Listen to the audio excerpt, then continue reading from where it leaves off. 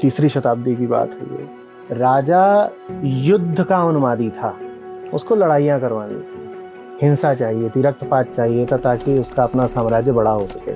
तो सब जवान लोगों को पकड़ पकड़ के भेजा करता था लड़ाई में, ताकि वो लड़ सकें, ताकि राजा कि मैं और बड़ा बादशाह कहलाऊं वो पूरा हो सके। तो उसने कर रखा था कि नहीं भाई शादी वादी नहीं करना, तो लड़ो जाके।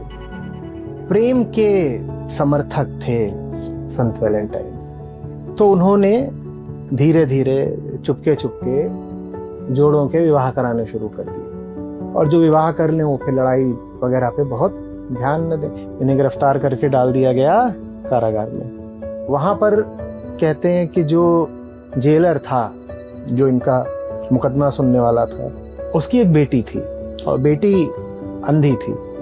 तो संत साहब को उस बेटी से प्रेम हुआ।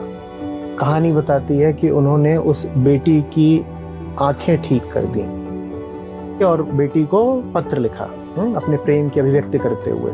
और उस पत्र में नीचे उन्होंने लिखा योर वैलेंटाइन, और इसके थोड़ी देर बाद उनका सर काट दिया गया।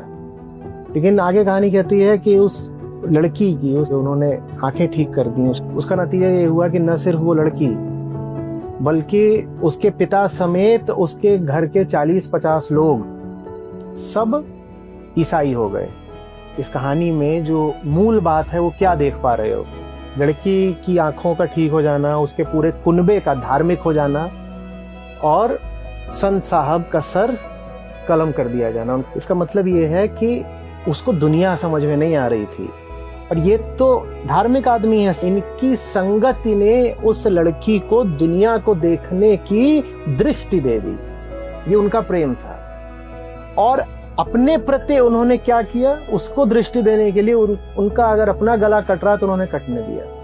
तो प्रेम क्या होता है? प्रेम का मतलब है कि जिसके साथ हो उसकी आंखें खोल दो, और जिसके साथ हो उसकी आंखें खोलने के लिए अगर अपनी जान भी देनी पड़े तो दे दो।